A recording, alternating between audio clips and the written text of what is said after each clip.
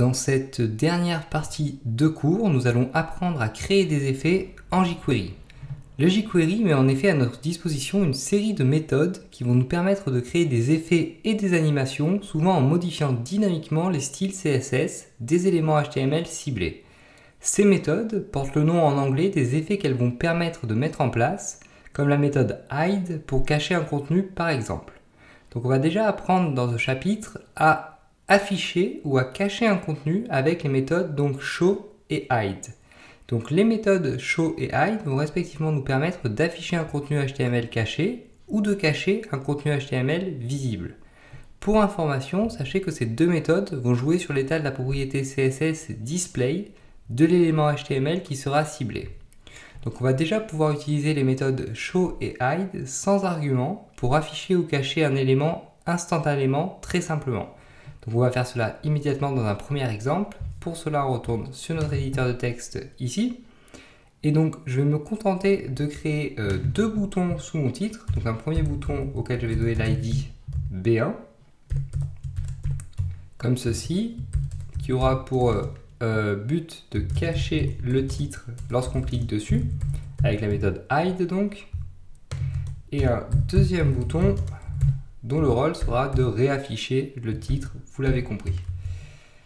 Afficher le titre avec show comme cela. Et ensuite, donc en jQuery, tout simplement, je commence par accrocher un gestionnaire d'événements de type click à mes boutons, donc à B1 pour commencer. Donc click function comme ceci. Et dans celui-ci, donc, je veux cacher mon titre h1. Donc h1.hide, tout simplement comme ceci. Et ensuite, donc, je vais pareil avec B2, mais cette fois-ci, j'utilise bien évidemment la méthode show. Donc b2.click function. On cible toujours notre h1 ici. Et on utilise cette fois-ci la méthode show à la place de la méthode hide, bien évidemment une nouvelle fois. On enregistre et on va afficher donc immédiatement. Donc ici, vous voyez que j'ai bien mes deux boutons. Et lorsque je clique sur mon premier bouton, bouton B1, le titre disparaît instantanément, comme je vous l'ai dit. Si je clique maintenant sur le deuxième bouton, le titre réapparaît, et etc. Donc la méthode hide ici fait disparaître mon titre, et la méthode show ici fait apparaître mon titre, si celui-ci est caché bien évidemment. S'il n'est pas caché, elle ne fait rien apparaître. En plus, ça semble évident. Donc on va ensuite également pouvoir passer des options en argument à nos méthodes show et hide, ainsi d'ailleurs qu'à nos autres méthodes qui vont permettre de créer des effets. Et la première option va correspondre à la durée de l'animation. On va pouvoir préciser une durée soit sous forme d'un nombre correspondant au nombre de millisecondes que doit durer l'effet, soit en utilisant les mots-clés slow, normal ou fast. Alors pour information, le mot-clé slow correspond à 600 millisecondes de durée d'effet, normal correspond à 400 millisecondes et fast correspond à une durée d'effet de 200 millisecondes.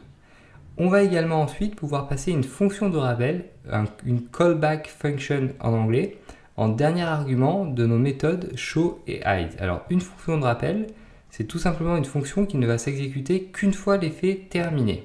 Donc on va voir un exemple immédiatement qui va utiliser ces deux options, donc ces deux arguments supplémentaires. Donc ici, pour notre premier bouton H1, par exemple, on va pouvoir mettre une durée d'effet de 5000 millisecondes, c'est-à-dire en fait notre titre va se cacher non plus immédiatement, mais sur une durée de 5 secondes. Et ensuite, on va également passer une fonction de rappel, comme je vous l'ai dit, donc ça va prendre la forme d'une fonction anonyme.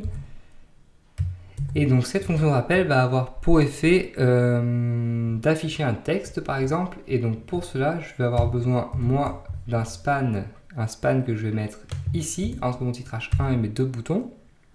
Donc span ID, on va mettre l'ID MSG pour message une nouvelle fois.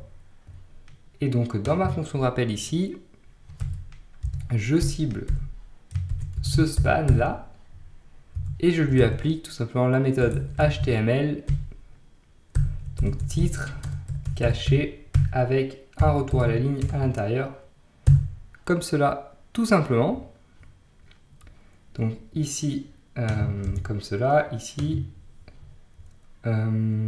Donc il va me falloir une autre paire ici, ici et ici. Très bien. Et donc concernant maintenant ma méthode show, on va lui passer un mot-clé pour préciser la durée de l'effet et on va lui passer par exemple le mot-clé normal qui correspond donc à une durée d'effet, je vous le rappelle, de 400 millisecondes. Donc on enregistre et on teste cela immédiatement afin de voir les effets produits. Donc lorsque je clique maintenant sur mon bouton B1 pour cacher le titre, vous voyez que le titre ne se cache plus immédiatement, mais se cache sur une durée de 5000 millisecondes, c'est-à-dire 5 secondes. Et une fois seulement l'effet terminé, ma fonction de rappel s'exécute et donc affiche le texte titre caché dans mon span. Et si je clique sur afficher le titre maintenant, vous voyez que le titre s'affiche donc sur une durée de 400 millisecondes puisqu'on a passé le mot-clé normal en argument de ma fonction show. Donc voilà tout pour ces deux fonctions show et hide et nous allons maintenant apprendre à inverser l'état de visibilité d'un élément. Alors on va pouvoir utiliser la méthode toggle pour inverser l'état de visibilité d'un élément HTML, c'est-à-dire pour l'afficher s'il est caché ou pour le cacher s'il est affiché. Donc cette nouvelle méthode va pouvoir s'utiliser exactement comme les précédentes, soit sans argument, soit avec les mêmes types d'arguments que show et hide. Donc on va immédiatement prendre un exemple rapide, car cette méthode va une nouvelle fois s'utiliser de la même façon que les précédentes. Donc ici, je vais supprimer mon deuxième bouton, j'en aurai plus besoin, je vais supprimer mon span également. Et donc je vais tout simplement supprimer ce qui est relatif à mon deuxième bouton ici, supprimer ce qui est relatif à mon span, et utiliser toggle à la place de hide, et je vais l'utiliser par exemple sans argument. Donc toggle comme cela. Et donc il faut supprimer également cette ligne ici. Et comme ceci, on est bon. Un point virgule ici, on enregistre et on affiche immédiatement. Donc je vais également changer le texte dans mon paragraphe afin que tout soit plus clair. Donc, utiliser toggle comme ceci, j'enregistre et j'affiche à nouveau. Et donc lorsque je clique sur mon bouton maintenant, vous voyez que si mon titre est affiché, il disparaît. Et si il n'est pas affiché, il apparaît, comme vous voyez ici. Donc disparition et apparition. Et on va également pouvoir passer, donc comme je vous l'ai dit, des arguments à toggle. On va par exemple passer le mot-clé fast ici, afin qu'il disparaisse rapidement, qu'il apparaisse rapidement, mais plus instantanément. Vous voyez qu'il disparaît maintenant rapidement et qu'il apparaît également rapidement. Et donc voilà tout pour ce chapitre et ces trois méthodes show, hide et toggle qui vont nous permettre donc soit d'afficher, soit de cacher des éléments HTML dans une page. Et dans le prochain chapitre, donc, nous verrons cette fois-ci comment créer des effets de slide ou de fondu en jQuery.